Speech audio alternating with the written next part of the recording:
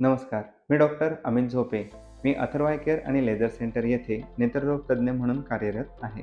कधी तुम्हाला रस्त्यांवरील दिवे किंवा वाहनांच्या हेडलाईट्सच्या आजूबाजूला वलय दिसली आहेत का? अनेक पेशंट याचे वर्णन दिव्यांभोवती पांढरे किंवा रंगीत गोल दिसत आहेत असे करतात. हे मोतीबिंदूचे एक सामान्य लक्षण असू शकते.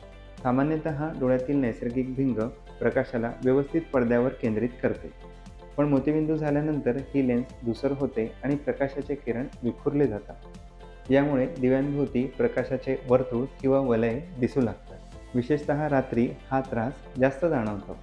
याचबरोबर हेडलाईटची चमक सहन होत नाही, रस्ता अंधुक दिसतो आणि वाहन चालवायला अतिशय अवघड जाते.